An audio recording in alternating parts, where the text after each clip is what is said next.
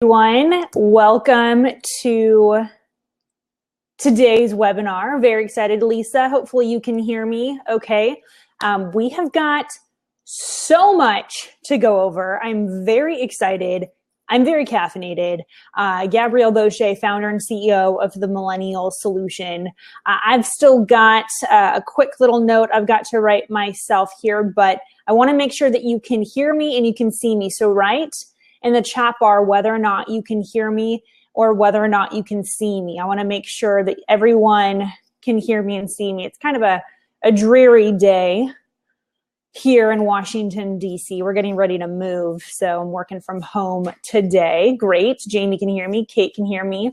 Lisa, you can hear me. And where are you guys listening from? I'd love to hear where about in the country, where in the world you are listening from. So write in the chat bar where you're from as I pull my stuff quickly together.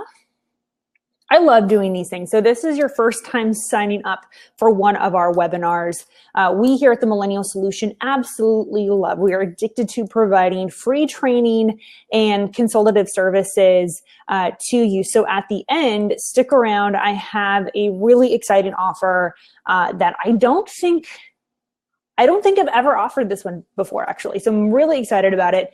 But you have to stick around to the end because not only will you get our ultimate guide to millennials, which includes the template for writing a job description, the hiring guide, exact interview questions that we use when we run hiring panels for our clients, as well as a checklist to make sure that you're doing what you need to do to get great millennials in the door. So stick around till the end. Everyone who shows up will get that delivered to their inbox, as well as the replay as well. So if you want to go back, you want to watch it again, you want to send it to one of your office mates, someone who wasn't able to join us live. Live is always better because I love answering your questions. But at the end, I'm going to do another giveaway, which we've charged anywhere between $2,000 and $5,000 for. But you get it for free because I'm excited that you guys showed up, because showing up is really half the battle. I mean, each of you had other things that you needed to do. You had, appointments. You had emails to return to. You had some Amazon shopping that you needed to get done. It's almost the holidays. I know what's going on, but you didn't. You're here. So a couple of housekeeping items. We'll be together for about 35, 40 minutes.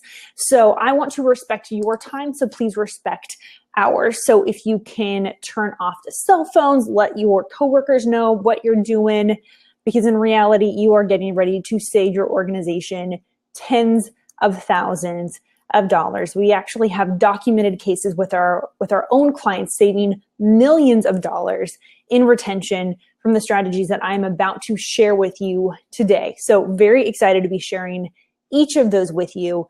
Again, at the end, you'll have time for some Q&A, but if there's something that comes up that you have a question, I love to monitor the chat bar. So go ahead and pay attention to what's going on in the chat bar as well. There's also a couple poll questions that you'll notice that I'll be posting just to kind of get your perspective. So one of the polls is, how do you recruit most of your millennials? It's a big question I'll usually ask whenever we're doing a workshop or training at a conference, to really learn what you found to be most effective, what works for you. Because what I'm about to share with you today are the best practices that we have implemented with our clients, from HVAC, plumbing groups, to law firms, and to Fortune 500 companies. Now, these principles ring true, but some of the platforms I'm going to be sharing with you, I'm going to break down how that may work for your particular organization or industry. But there really is so much variance in what we're going to share with you, particularly when it comes to some of the recruiting techniques. And I'm going to try and break those down as quickly as I can geographically, because what may work for you in California is going to be different than in New Jersey. And so we're going to break down some of those demographics as well. So let's jump into it. So one of the biggest questions I always get asked is, how do I recruit millennials? Where do I recruit millennials? I remember having a conversation with a client of mine maybe 2 years ago, and he said, I mean, what do you do? Do you just go to all these job fairs and hope that, maybe someone worth hiring stumbles along? And although there is some value in job fairs, I usually encourage clients to not spend your time or energy going to the traditional job fair, whether that's at a recruitment fair at a college or university or one that's done in the community. We're seeing more and more millennials taking to the virtual career fair rather than doing something that's more face-to-face. I'm very excited. I'm working on a project that has to do with this new concept. I can't talk much more about it, but we are very excited about a new tech platform that we are developing for hiring professionals, recruiters, and frankly, anyone looking at trying to get the very best talent from the next generation. So where do you get these people? So big part of always any sort of recruiting, the number one strategy, it doesn't matter if they're 22 or 62, it's always starting with people. So consider who it is on your team. And what I am very excited about doing, it works literally every single time, is helping individuals on your team craft their personal why at your organization. Now you may be thinking, Gabrielle, I'm on here to learn about the platforms. What do I need to do? What don't I need to do? Tell me what kind of sexy new thing I need. And yes, we're going to get there, I absolutely promise. But there's a tried and true method that most people overlook because they don't think that it works and it's the most effective. And it's the principle that good people know good people. So who on your team can you turn into brand ambassadors for your organization that they get excited about what it is that you're offering rather than just saying, hey, do you know some people who would also want to work here? You don't know if they enjoy working here or not. They may, tell their best friend and say, yeah, but the pay is not too great. Or, they complain if you take, an hour and a half lunch instead of an hour and 15 minutes. And so you want to make sure that everyone on your team has their story at your company, that their why is clear and precise. So one of the techniques that we'll usually do is do a workshop or a lunch and learn where you bring everyone together, talk about the why of your organization, and then ask people in the room what their why is there. And just doing that simple technique, it's amazing. These faces light up and they start to think, wow, what I do actually does matter. And you need to get your team in the habit of knowing their why, knowing their purpose at work, because millennials are word of mouth machines. Millennials will say something about your company, but you have 100% control to determine what that something is. We're going into the holidays. Are they going to be complaining about working for you, or will they be bragging to their cousin, their mom, their brother? So consider what kind of elevator pitch your employees are experiencing and what they can share. So that's technique, proven technique. Number one is turn your millennial employees into word of mouth machines. Get them excited about working for you. Now, if you want to do the traditional cold lead, there are a number of different factors that you can do that. I already kind of rained on some of the career fairs, and I'm not going to tell you never do them. But what I found with most recruiters that we work with, and I was a recruiter, I was the girl sitting at those college fairs trying to get people to come to my table. But what I found was I was spending so much of my energy sitting and standing and waiting for them to come to me rather than being proactive. And we have so much technology at our disposal, which I'm going to talk about, of what you can use and how do you identify. Now, one thing millennials are great at, and that is social media profiles, except maybe LinkedIn. I'm pretty sure most millennials are pretty terrible at LinkedIn.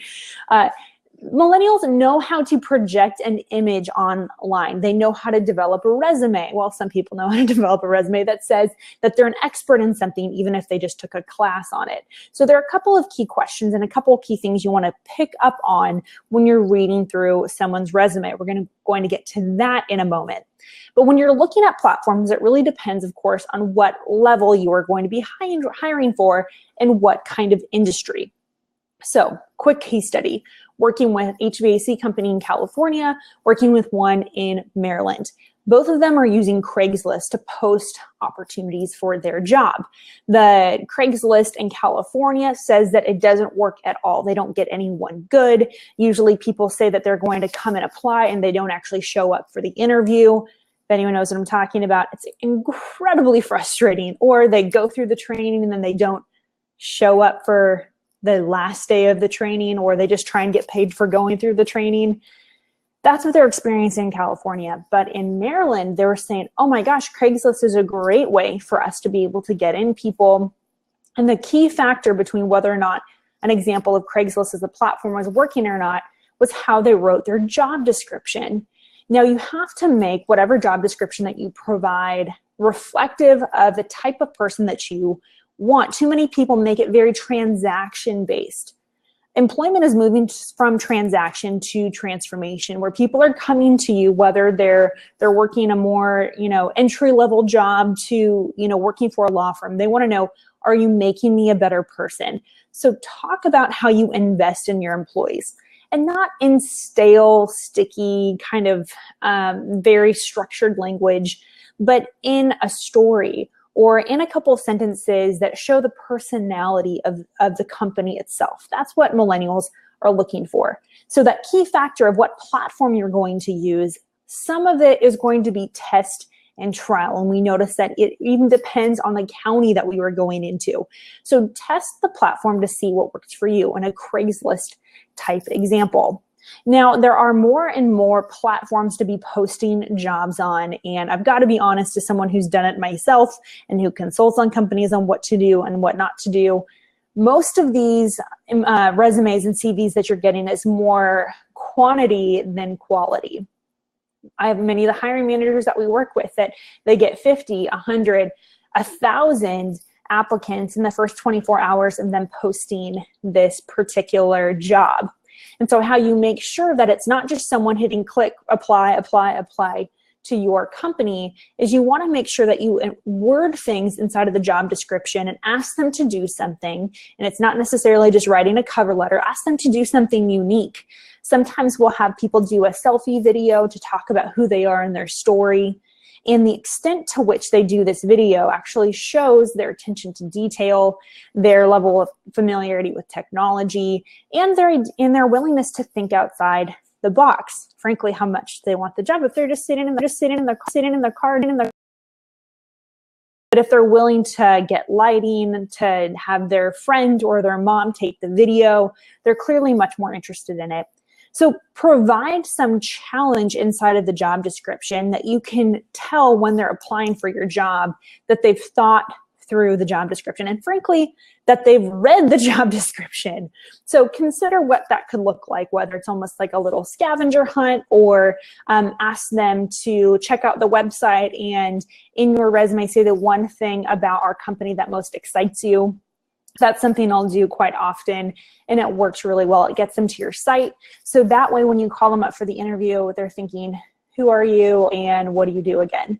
So get them doing research on you so that they know before they even come to the interview whether or not that's going to be a good fit for you or not. Now, sites like Indeed and ZipRecruiter are really what you make of them. Now, they're really great sites. I suggest using both of them, and really, I can't suggest one over the other. They both have very similar platforms, very similar capabilities, and it really is kind of in the nuances of whether or not you want to use them or not. They're both about the same price, so you're really not going to be, depending on what kind of job you're going to be posting and how often you want it up there, etc. But for the most part, I would suggest looking into those platforms, depending on the type of job, of course, that you're wanting to look at. A platform that no one ever seems to use is Facebook. And Facebook is actually a really effective way of posting jobs. Why? Because most people aren't going to Facebook looking for a job, but it's a really great way for social sharing to take place. So say you have a Facebook site, you have your fan page, you can post that you have a job that you're hiring, and then you can then do a boosted post. You can say, hey, I want to spend $20 or $25 on this every single day for the next week. And so that will push out to people who like your page and people who are friends with people who like your page. And for just a couple of dollars, you can get your company and your opportunity out there to a group who may not necessarily be looking for a job. As any recruiter knows, usually it's better to find someone who's in a job and then switch them over to your job than someone who's looking for a job, because there's a different level of either desperation or negotiation, but really that person that you can take from from their own experience and start applying it into yours, they're going to have a different level of commitment and excitement about working for you. So keep that in mind. Now, I would say using LinkedIn can really be hit or miss as well. I know as a recruiter who uses LinkedIn, it can be really great to be able to look through people's either experiences where they've worked out in the past or whether or not they're looking for new job opportunities. Now, unfortunately, some people use LinkedIn in a really incorrect way where they're saying looking for new opportunities in their description that typically says that they're just kind of open for whatever. So you want to make sure that they have something that's professional, that they're putting their best foot forward. Of course, depending on the position that you're hiring for, what their LinkedIn says about them is really powerful. We actually teach college students something called Text-to-Kit, one of my favorites that we teach. And in Text-to-Kit, we talk about not only how to write professional emails, how to speak professionally, whether or not you're going to use text message, phone calls, emails, etc. But we also talk about LinkedIn and social media etiquette and what should go on your LinkedIn versus not. For example, not ever doing a selfie as your LinkedIn profile photo. You'd be amazed at how many college students think that that's okay. Or just uploading your resume to LinkedIn. Also not what it's supposed to be used for. So using LinkedIn in the recruiting function can certainly be a good way to go because you can see whether or not they're working for your competitors, what they've done in the past, and it's a more vibrant look at what their resume may say. Now let's talk about resumes and CVs. So when someone's sending you their resume or CV, it's really important to break down really what it is that they're trying to demonstrate with their resume. Most resumes are, frankly, incredibly boring and fairly dry. They don't really demonstrate any sort of expertise or mastery. It's kind of like an Excel spreadsheet with different formatting. They're just saying, this is how long I worked for here, and this is how long I worked for that. So I always love to see if they did a short little paragraph just to say something about themselves and what kind of opportunity they're looking for. Typically, when I'm running a panel, I'm asking them to do a cover letter. That cover letter could be 2 to 3 paragraphs or a cover email. I just want to know why they want to apply for my particular company. Now, the reason that you want to do this, and not only include it in the job description, but if you reach out and ask for an interview, ask them for some of these follow-up items as well, because you want to get them saying yes, yes, yes, yes, yes throughout the whole process. We're in an ever increasing competitive job market. And that means as soon as you give me a job offer, I'm going to be looking at what other opportunities are out there. We've seen it. Statistically, we know that 65% of millennials are looking for other employment right now. So that means that they may be on, happy on their little LinkedIn profile and saying that they're loving working at XYZ company, but 65% of them are looking for other employment opportunities. So it's a really great way to reach out and say, hey, would you be interested in this position? Or do you know someone who would be interested as well? So it's really the networking side of recruitment. Works incredibly well with millennials. Millennials, like most other generations, really appreciate being respected for their network. Millennials, the social networking generation, we literally invented it. We love being able to push things out to our friends and our colleagues to say, hey, I just found out about this. I thought it would be a good fit for you. So find ways, even if it's a candidate who isn't interested or maybe they're not a good fit, empower them to be the word of mouth machines for them to share with their network. Say, hey, I trust that you have an incredible network of really qualified people that you'll probably know a few good people that I can reach out to. So consider what that looks like and create essentially I'm going to sneeze. I'm not going to sneeze. A network of people who you can continuously have conversations with as these new opportunities arise. So once they get to that yes point, you need them to continue saying yes throughout the process. We've seen this many a time, unfortunately, as millennials will say, yes, I'll work for you, and then they take another job because someone gave them a better offer. But what we know is millennials don't just choose jobs for money. They want a job that has mission. They want a job that they'll feel engaged. And they want a job where they feel like there's upward mobility in personal investment in them, in their own personal and professional career, which certainly makes sense. So that's where really creating a conversation about what your culture is and what you have to offer is more than just saying, here's our salary, here's how many weeks out of the year you get vacation, etc. benefits has really become a much more elegant term than just saying weeks of vacation and, eye and dental insurance. So consider what you have to offer that's going to be more competitive than some of the people who are going to be also competing for that same type of employee. So get them saying yes throughout the process and get them proving themselves to you. One of the challenge points I see working with millennials who are interviewing jobs all the time is that millennials are saying, hey, don't you want to hire me? This is what I have to give.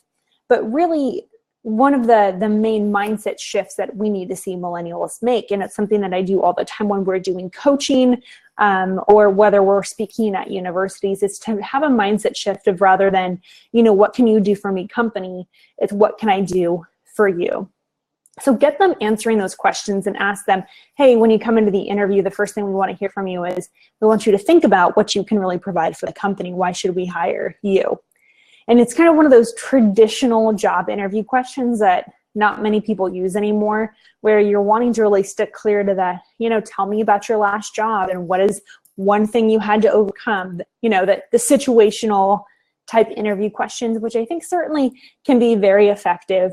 But I think it's important to challenge that person in the interview to start thinking about what they can do for your company.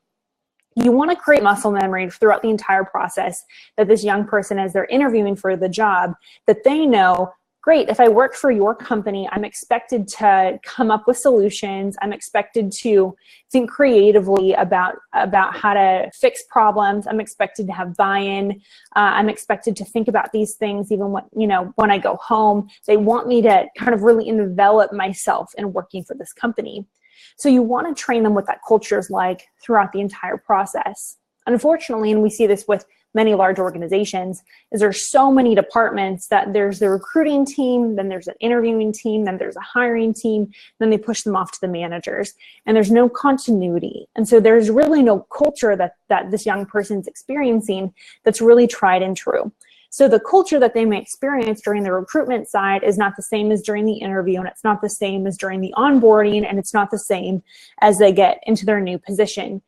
So consider how you can streamline that cultural experience. Think about what some of your guiding principles are, whether it is trust, whether it is open communication, whether it's excellence. Think about what those principles are and consider with your team how you're demonstrating those from the job description all the way to the welcome letter. So consider what that actually looks like. So once you have the job description together, which, as I shared with you before, here's a few elements. And again, you'll get the ultimate guide to hiring millennials at the end of this call, which is incredible. It is probably by far the most comprehensive resource that we've ever developed. And it really is just the brain trust of everything we've been able to do. So what you'll learn in it is everything from, I'm just flipping through it right now.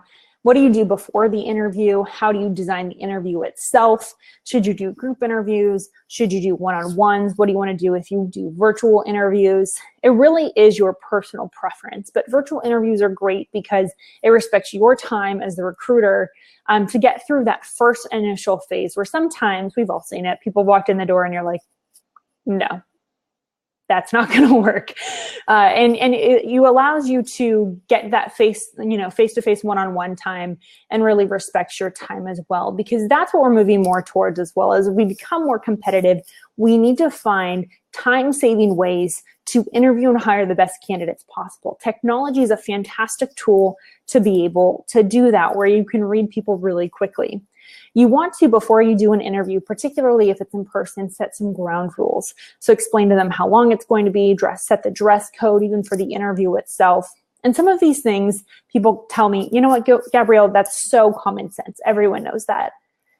But common is really in reference to whatever either generation or experience that you had. Common sense for you may not be common sense for a millennial. Common sense for you may be, yeah, you wear a tie and a suit jacket to an interview. But common sense to us is, how do you fix an iPhone screen after it breaks?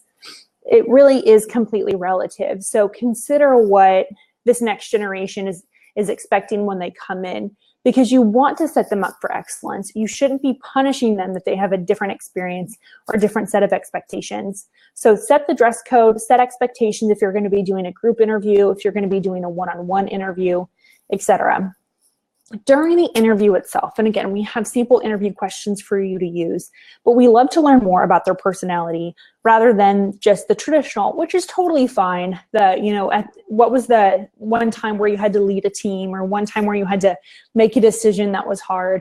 Situational interview questions are fine, but typically what we've found is millennials are pretty prepared for those questions. So ask other questions like, what's your favorite app that you use every day?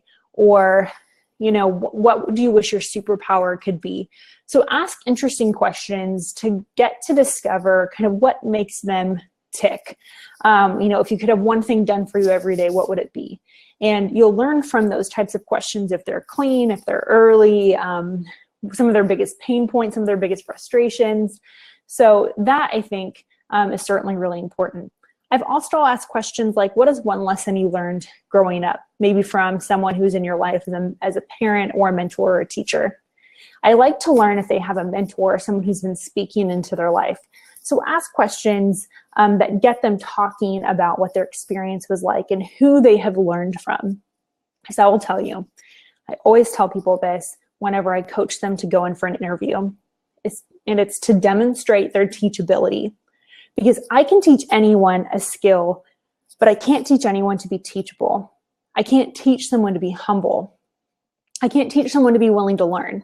And so those are the elements of a great employee that you're wanting to sift through. Can I teach you? Are you going to be too, I know it all, or too, I've got everything together? Because during an interview, everyone's putting their best foot forward. It's that first date syndrome, right? And so when you're on the first date and everything seems so great, it really takes a few weeks for you to realize, oh, wow, maybe I shouldn't be with this person.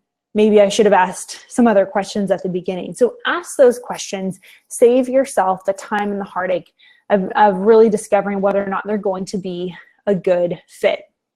We've listed a few words that we like you to listen for. And by that, I mean through their language, this is going to demonstrate the type of millennial that they are. Now, in some of our other sessions, we've taught about the 4 different types of millennials, which I don't have time to go into, but there are 4 different types of millennials. And so you'll be able to learn what type of millennial you're going to be looking for. And the type that you want to be hiring are those that demonstrate that they want to be taught, that they have a plan for their life, that they've got goals personally and professionally, that their real passion, is really in something that's in alignment with your company. And really a sense of honesty. We're seeing more and more millennials being willing to say, yeah, I see myself being in here for a year or 2, and then I want to move on to the next job opportunity. Or, then I want to move to England. And so we're seeing a level of honesty as this generation is frankly seeing employment as, again, that transformation rather than I'm coming to work for you for the rest of my life.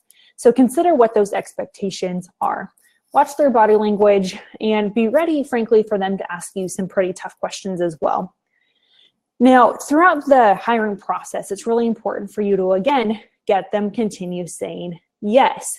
So before the interview, ask them, would you be interested in working? So would you be interested, and why would you be interested in working here? During the interview, ask similar questions. Would you be interested, and why would you be interested? After the interview, ask them again and notice if their phraseology is consistent or if it's growing. If they're able to use more words, more adjectives, if they sound more excited, they're more likely to say yes when you actually offer them the job. So when you do actually offer them the job, you want to continue what we call pre-boarding. So onboarding is usually, hey, welcome to the job. Here are kind of the ins and outs of the company. Here's where the bathroom is. Here's how many weeks of vacation you get. And it's a much more kind of dry experience getting hired versus, hey, this is our culture. Here's some things that you can expect. What do you want to expect from us? So during the pre-boarding, I usually ask a series of questions, and expectations is always my favorite. So I always want to know, what are your 3 expectations for working here? I get them to write it down, email it to me, and then I say, great, here are our 3 expectations. Is there anything that you have a question about? And we start the conversation, because I want anyone coming into work for me saying, these are my expectations. This is how I want you to treat me. This is how I'm going to treat you. Because it's a social contract that we're both agreeing to, that we're both coming into this mutually, rather than them feeling like they're a hostage, and rather me feeling like they're a liability. So you want to get them together to get these two expectations set and met.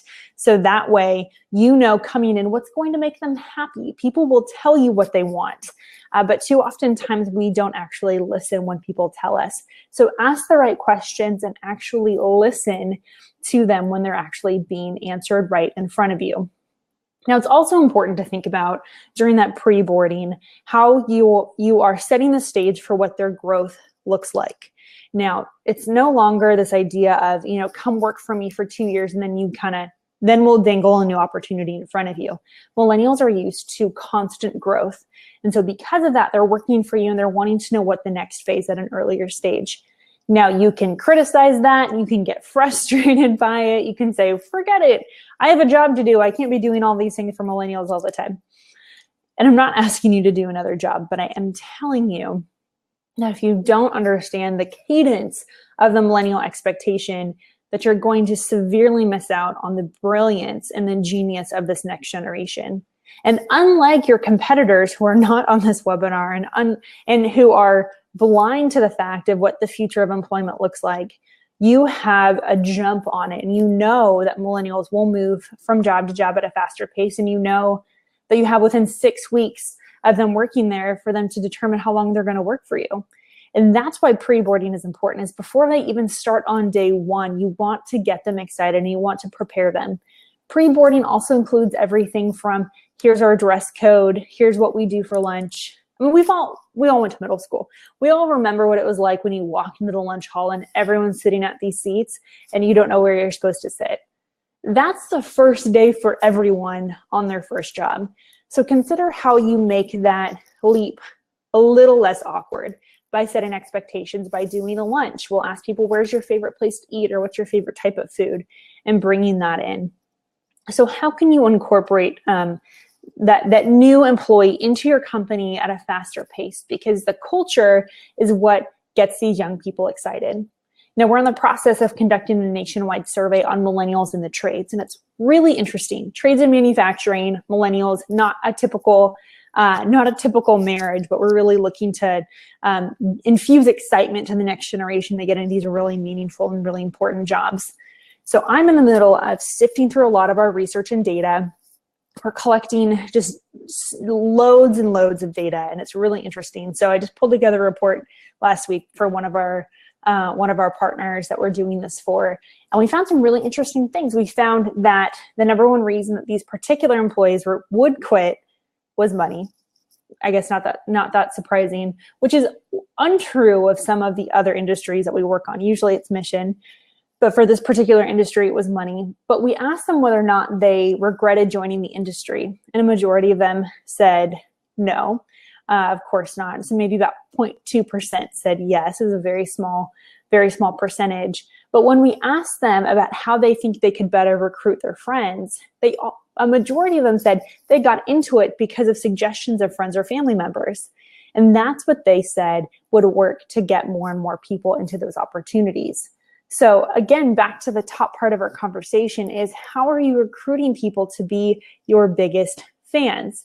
And they'll remember through this entire process what it was like for them to get to know you. It's like dating. You know, in the first couple of weeks, that's when you remember, oh my goodness, yeah, it was so great at the beginning. You know, I was learning so much about you. And there was this sense of exploration and excitement. And you want to bring that throughout the pre-boarding process. You want to be asking questions around who they are, what gets them excited, what keeps them up at night, the one change that they'd like to be a part of in the world. So asking those questions and getting them ready to think, how can I make a difference here? What we'll oftentimes do, and this is more of an onboarding conversation, which is not what you signed up for. I think we did a webinar on that maybe 2 weeks ago, maybe a month ago. Onboarding is incredibly important. It's one of the most effective forms of millennial retention that we have found, and something we get really excited about. We do for companies all the time. But we found throughout the onboarding process, if you're not asking them questions that continue to get them saying yes, then you're starting to lose that millennial. We'll ask them things like, okay, after 6 weeks, can you come up with a list and even do a presentation, if appropriate, of the 3 things that you would change about our company or 3 things that you think you can improve? And it gets them thinking like an entrepreneur. It's something we talk a lot about. Rather than an entrepreneur out on your own, be an entrepreneur, think entrepreneurially on the job, how you can make this place better. And it's muscle memory. People get excited about being a part of something that they can make a difference in. So consider what that actually looks like. Now, after the interview, you want to be collecting feedback as well. Millennials love feedback. I'm sure this isn't surprising too. Millennials love feedback. And so they would love to tell you how things went as well. So after the interview, we like to send 1 or 2 questions, not a full survey, just saying, hey, what would you change about our interview process? Or how can it be better? Rather than having a very open-ended, sometimes we'll even say, give a couple of examples of maybe a question that we asked. What would you like to talk more about next time? Or what do you think that we should have gotten to faster? So consider how you continuously make your job better. I think that there's a mindset in hiring as, we're the hirers and you're the hirees, and we know what's best. But millennials are really looking for that authenticity and transparency, particularly during the hiring process. We don't want to feel like, and we shouldn't ever feel like those people who we're bringing in are ever less than. They're incredibly gifted, they're talented, we're lucky to have them, and they are lucky to have us. And it's really this symbiotic relationship that hiring should and must be. So consider throughout the entire process how you collect feedback, from the job description to the interview to the pre-boarding, once you determine that they're the best fit. And I'll even ask them before they join, why did you choose us versus someone else? And that's a really great way for them to continue to tell themselves, oh yeah, I did really like this about this particular company. So continue to equip them with information about why you're such a great company, why they love working for you, and you'll continue to really foster that relationship of your employer to your company itself. Now, I want to open it up for a couple of questions. We have just a few minutes left because I know I have been chatting a lot. No one took my poll. I'm very offended. I've been chatting a lot about platforms, questions. Again, you'll get kind of the outline for what a job description needs to include, interview questions, and all of that at the end of this. But if you have a specific question, I always love making sure that you get all of that. One of my favorite questions, I just kind of flipped through and looked at it, is describe a time that you really did a great job at work and how were you recognized? And that's a really great way for you to collect information about how they receive feedback. So you get all that in this millennial guide. You lucky people, you. It's a fantastic resource. I absolutely love it. I do want to offer you, as you ask me some questions, I do want to offer you an opportunity to jump on the phone with one of our expert consultants to actually go through your hiring or your onboarding component. So Kitty says she can't see the survey. It's okay. So because of that, we want to personally invite you. We've provided about 20-minute slots for the next 5 days, myself and the 3 and 4 other expert consultants and strategists that we have, to be able to answer questions, but also to help you analyze how either your onboarding program is or your hiring structure. So if you're interested in signing up for that, again, like I said, it's typically between $2,000 and $5,000 is what we charge for people. But what we've been doing is really, this is a service to our community because you guys are awesome and we love having you as a part of our community, and we love being able to provide resources and perspective. I'm going to be including in here just the link for you to be able to sign up. Again, it's one of either myself or a couple of our other strategists will jump on with you. So sign up right now. I don't know how long we're going to be doing it. I know it's the holidays and I'm moving on Monday, so it's going to be kind of crazy. So try and sign up in the next 10 minutes, the next 20 minutes, because depending on what that looks like, I may shut that link down. But we'd love to be able to answer your questions. Again, if you're looking at onboarding, if you're looking at pre-boarding, or if you just have some general specific questions, we do provide boot camps, small group training and coaching, which is a really fantastic and frankly really cost-effective way to get access to our expert team, and it helps you learn from one another as well. And frankly, we just have so much fun doing it. So check the link below.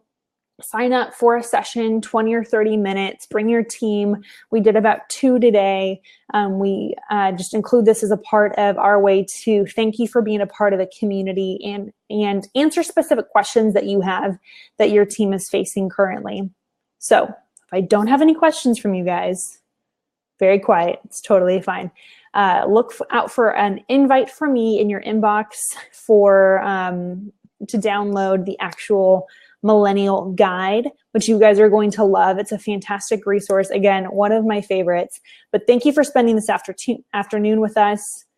Hopefully this answered all of your questions about hiring and recruiting, or at least started to get you thinking about what the future looks like. We didn't even talk about Gen Z. We're pulling new research right now on Generation Z. I can't wait to share it with you guys.